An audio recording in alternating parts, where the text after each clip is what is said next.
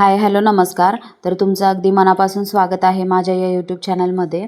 तर सगळेजण कसे आहात? सगळेजण छान असाल अशीच अपेक्षा करते. तर आज मी तुम्हाला दाखवणार आहे की जर समजा एकाच कस्टमरचे तुम्हाला जास्त ब्लाऊज आले असतील, समजा 5 किंवा आणखीन जास्त काही आले असतील, तर तुम्ही ते एक म्हणजे नाही का एकाच टायमिंगमध्ये कटिंग कसं करू शकता, त्यासाठी मी हा व्हिडिओ काढलेला आहे. कारण माप तर मेजरमेंट तर त्यांचं सेमच असतं, त्यामुळं आणि आपला वेळ वाचतो. त्यामुळं आपण एकाच वेळेस आहे ना एका कस्टमरचे ब्लाऊज आहे ना एक 3 ते 4 ब्लाऊज एकदम कट करू शकतोच नॉर्मली. तर मी तुम्हाला दाखवते बघा. इथं मी 3च घेतलेले आहेत ब्लाऊज पीस. तर पहिल्यांदा बघा ब्लॅक कलरचा आहे, तो डिझाईनचा आहे, तो मी ठेवून दिलेला आहे. त्याच्यानंतर हा ग्रीन कलरचा आहे आणि त्याच्यानंतर पुन्हा एक ब्लॅक आहे. तर याच्यामध्ये काय म्हणजे हे होत नाही अजिबात की तुम्ही म्हणत असाल सरकेल किंवा काय होईल कटिंगचं. कटिंग करताना फक्त व्यवस्थित पेपर कटिंग ठेवून आखून घ्यायचं आणि कट करताना पण व्यवस्थित कट करायचं, जेणेकरून काय होतं आपला वेळ वाचतो याच्यामुळे. तर आता तुम्ही बघू शकता इथे बघा मी एकावर एक असे तिन्ही ब्लाऊज पीस ठेवून दिलेले आहेत. तर आता काय करायचं आहे, याच्यावरती आपण आपले पेपर कटिंग ठेवून ते आखून घ्यायचं आहे. तर मी इथं बघा पेपर कटिंग तुम्हाला दाखवलेले आहेत कसे ठेवले, तर त्या पद्धतीने मी आखून घेतलेलं आहे.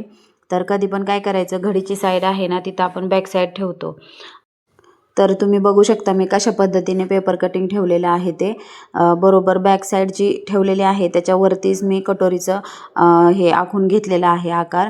आणि त्याच्या समोरच्या साईडला बघा कटोरीला जोडून जे असते ना ते मी आखून घेतलेलं आहे. आणि त्याच्याच साईडला ब्रेशर पट्टी असते ना ते आखून घेतलेली आहे. आणि सगळ्यात लास्टला बाही ठेवलेली आहे. तर हे बघा अशा पद्धतीने तुम्ही जर पेपर कटिंग ठेवून म्हणजे कापडावरती अशा पद्धतीने ठेवलं ना, तर खूप कापड म्हणजे हे होतं आपल्याला शिलाईसाठी वाचतं, म्हणजे कापड शिल्लक राहतं कापड. त्यामुळं कसं आहे की कमी पडत नाही म्हणजे कापड.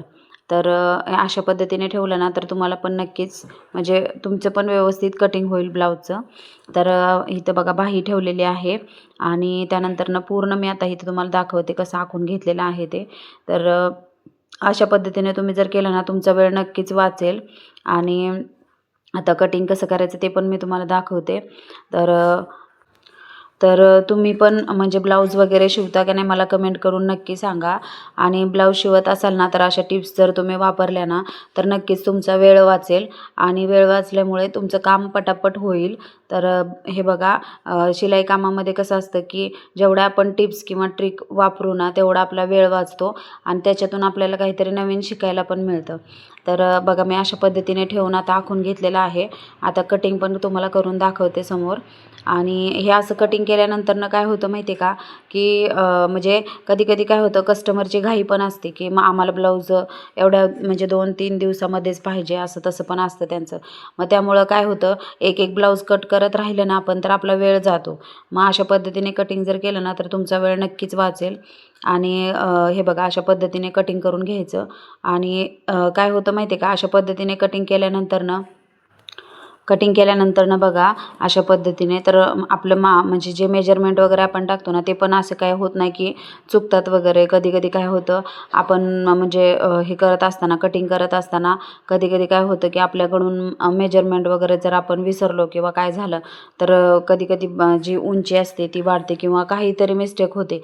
तर अशा पद्धतीने केलं ना तर ह्याच्यामध्ये चुका पण खूप कमी होतात, अजिबात चुका होत नाहीत म्हणजे. आणि काम पण पटापट व्हायला मदत होते.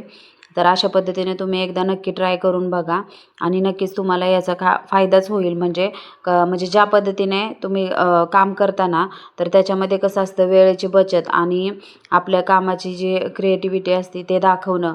आणि कस्टमरला वेळेत ब्लाऊज दिले ना आपण तर कस्टमर पण आपले म्हणजे टिकून राहतात. कस्टमर म्हणजे पुन्हा द्यायचं म्हटलं ना तरी त्यांना बरोबर माहिती असते की आपल्याला इथं टाकल्यानंतर ना आपल्याला वेळेत ब्लाऊज मिळणार आहे. त्यामुळं कस्टमर पण आपले म्हणजे दुसरीकडे कुठे जात नाहीत. तर हे सगळं कसं आहे व्यवसाय करायचं म्हटलं कोणता जरी कस्टमर टिकवून ठेवणं खूप गरजेचं असतं. तर त्याच्यामुळं पण याचा आपल्याला फायदा होतो. तर अशा पद्धतीने बघा कटिंग केलं ना तर नक्कीच तुम्हाला फायदा होईल. माझे व्हिडिओ तुम्हाला कसे वाटतात मला कमेंट करून नक्की सांगा. आणि माझं व्हिडिओ आवडत असतील ना तर चॅनेलला नक्की लाईक करा तुम्ही आणि बेल आयकनला प्रेस करायला विसरू नका. हा व्हिडिओ शेवटपर्यंत नक्की बघा. बेल आयकनला प्रेस केल्यानंतर माझ्या नवीन नवीन व्हिडिओचे तुम्हाला नोटिफिकेशन मिळत जाईल. तर त्यामुळे बेल आयकनला नक्की प्रेस करा.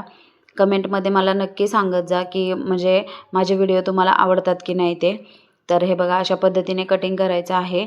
आणि इथं ब्रेशर पट्टी तुम्हाला कमी दिसत असेल तर मी त्याच्यामध्ये कसं आहे की हे कापड थोडं कमी होतं तर मी तिथं जोड देणार आहे ब्रेशर पट्टीला.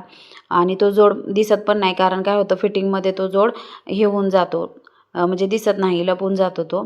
तर अशा पद्धतीने तुम्ही जर कटिंग केलं ना तर कापडाची पण खूप बचत होते.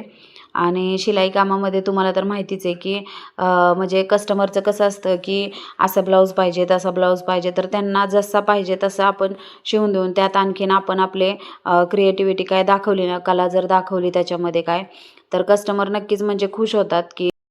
आणि सगळ्यात महत्त्वाचं तर काय की कस्टमरला ब्लाऊज एकदम परफेक्ट बसला ना तर आपले कस्टमर कुठंही जात नाहीत. त्यांना समजलं ना की आपला ब्लाऊज इथं टाकल्यानंतर ना आपल्याला त्या ब्लाऊजमध्ये कधीच काही हे होणार नाही मापामध्ये, तर आपले कस्टमर आपले म्हणजे हे शिलाईवरती त्यांना एवढं हे झालेलं असतं, विश्वास बसलेला असतो की ते दुसरीकडं कुठंही जात नाहीत ब्लाऊज टाकायला. त्यामुळं ब्लाऊज शिवताना कस्टमरला परफेक्ट बसेल याचे पुरेपूर प्रयत्न करायचा. मग त्यामुळं काय होतं की आपल्या आपण जो म्हणजे जे कोणतंही काम असू देत, तर ते काम आपण करत असताना समोरच्याला जर ते एकदम परफेक्ट हे झालं ना की विश्वास पटला ना की इथं आपण जे काय करतोय त्याच्यामध्ये आपल्याला व्यवस्थितच भेटणार आहे, तर मग आपले जे कस्टमर असतात ना ते कुठंही जात नाहीत, आपल्याकडेच येतात कितीही काय झालं ना. आणि कसं असतं की एक कस्टमर जर म्हणजे त्यांना जर ब्लाऊज आवडले तर ब्लाऊजचं हे असं असतं की प्रत्येकजण विचारतं कुठं शिवला, काय शिवला, किती काय शिलाई घेतली, असं तसं. त्यामुळं कसं होतं, आणि जर आपल्या कस्टमरला आपले ब्लाऊज आवडले ना तर ते दुसऱ्यांना पण सजेस्ट करतात की तुम्ही नक्कीच तिथे एकदा तरी टाकून बघा, की तुमचे ब्लाऊज तुम्ही नक्की एकदा ट्राय करून बघा, टाकून बघा, खूप छान शिवतात. असे जेव्हा आपले कस्टमर स्वतः बोलतात ना दुसऱ्यांना, तेव्हा आपल्याला काय होतं, आपल्याला दुसरीकडे सांगावं लागत नाही की म्हणजे नाही का माझ्याकडे ब्लाऊज टाका म्हणून. हे अशा पद्धतीने आपले कस्टमर वाढत जातात. त्यामुळं कसं आहे शिलाई कामामध्ये वेळ आणि आपली कला दाखवणं खूप गरजेचं असतं. आणि कसं असतं, ज्याला शिलाई कामाची आवड असते ना तर त्या त्या माणसाला आपल्याला हे सगळं सांगावं पण लागत नाही, कारण त्याला बरोबर ते सगळं शिलाई करता करताच ते जमत असतं की कस्टमरला कसं हे करायचं ते. तर बघा अशा पद्धतीने कटिंग करा तुम्ही पण. आणि व्हिडिओ जर आवडला असेल तर नक्की चॅनलला लाईक करा. आणि माझे असे नवीन नवीन व्हिडिओ पाहण्यासाठी चॅनलला नक्की सबस्क्राईब करा. तर हे बघा अशा पद्धतीने कटिंग करायचं आहे आपल्याला. अस्तरचा ब्लाऊज असेल ना तरी तुम्ही अशा पद्धतीने कटिंग करू शकता. एका कस्टमरचे जास्त ब्लाऊज असतील तरी अस्तर कटिंग करून घ्यायचं पहिल्यांदा अशा पद्धतीने. त्यानंतर ब्लाऊज पीसवरती साडीतला ब्लाऊज पीस असेल तर ब्लाऊज पीस ठेवून अशा पद्धतीने तुम्ही कटिंग करू शकता. तर हे बघा अशा पद्धतीने आता आपलं ब्लाऊजचं पूर्ण कटिंग झालेलं आहे. आता फक्त बाही कटिंग करायची राहिलेली आहे. तर मला नक्की कमेंट करून सांगा की माझे व्हिडिओ तुम्हाला कसे वाटतात ते. आणि हा व्हिडिओ तुम्हाला आवडला असेल ना तर चॅनलला नक्की लाईक करा, शेअर करा आणि सबस्क्राईब करायला विसरू नका. आणि व्हिडिओ शेवटपर्यंत पाहिला यासाठी खरंच खूप खूप धन्यवाद. असंच माझ्या चॅनलला तुम्ही तुमचे भरभरून प्रेम द्या. तर चला तर मग भेटूया नेक्स्ट व्हिडिओमध्ये. तोपर्यंत बाय.